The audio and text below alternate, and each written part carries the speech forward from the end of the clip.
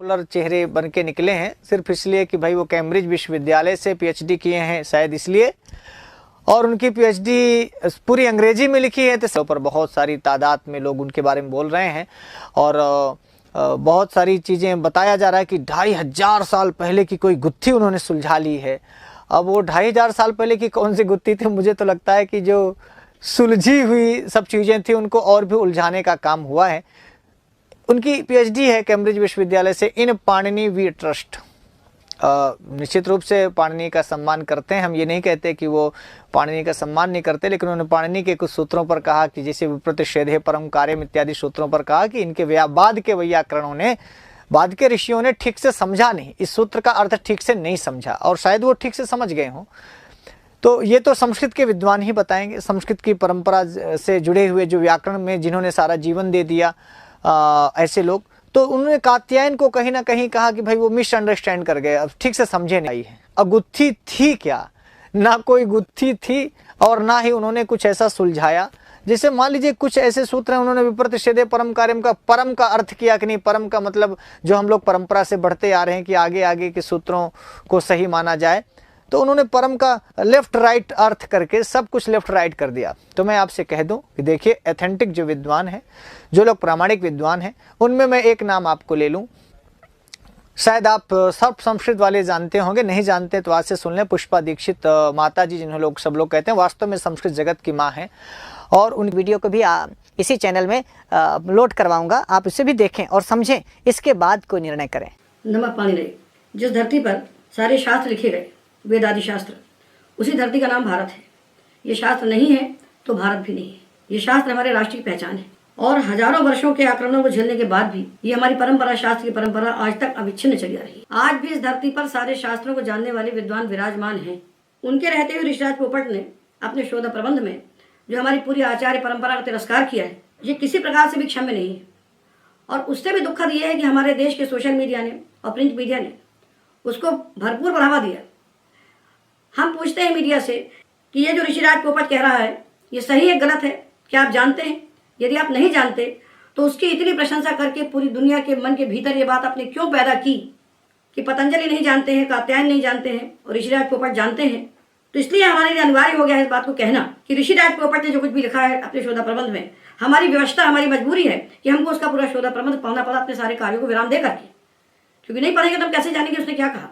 इन्होंने धातु लिया चित्ती संज्ञा ने, ये चित्त धातु से तिप लगाया, तो ऋषिराज कहना है कि ये चित्त जो है तिप प्रत्येक अंग नहीं है, इसलिए इसको हम अंग मानेंगे नहीं, एतन निमित्तक कोई कार्य नहीं करेंगे।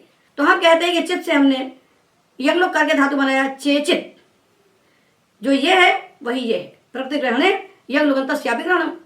अब इससे हमने लट लगा प्रथम पुरुष में यही तिप प्रत्यय लगाया, दूसरा नहीं है, वही लकार है, वही प्रत्यय है।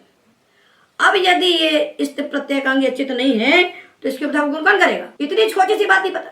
हमारी संस्था का 10 साल का बच्चा ही बनाता है तो उसको दिखाई पाता है कि सूत्र का प्रभाव कहां तक जाए। तो यदि हम इस तिप का अंग चेचित को नहीं मानेंगे तो पुगत लघु पदस्थ गुण कैसे होगा? चेचेती कैसे बनेगा? तो जिसको एक शब्द व्याकरण का नहीं मालूम, जिसको एक प्रयोग की सिद्धि का प्रकार नहीं मालूम, वो SOI और DOI और SSRI ये दुनिया भर के अंग्रेजी के टर्मिनोलॉजी बना करके भारतवर्ष के पंडितों को अगर डराने की कोशिश करे तो हम लोग ऐसे मूर्ख नहीं हैं। हम लोग परंपरा से जुड़े हुए लोग हैं। हम तो व्याकरण के बहुत छोटे से अदना से विद्यार्थी हैं। इस देश में व्याकरण के बड़े बड़े पंडित भरे पड़े हैं। विष्णुकांत पांडे हैं, ब्रजभूषण ओझा हैं, जयकांत जी हैं दिल्ली में, राम सदाही हैं, भरे पड़े हैं उत्तर से दक्षिण में इस देश में विद्वान।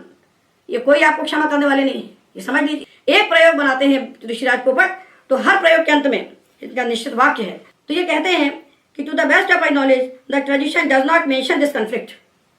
ये जो विरोध है सूत्रों का, ये ट्रेडिशन को मालूम नहीं है, हम बता रहे हैं पहली बार।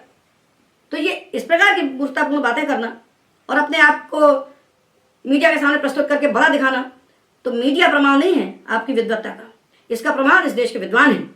तो इसलिए थोड़ा सा जान करके, 2 अक्षर जान के उछलने के बाद अपने आप को पानी से बड़ा कहना और पूरे भारतवर्ष के सामने खड़े होकर अपनी छाती ठोकना, ये किसी प्रकार शोभा नहीं देता।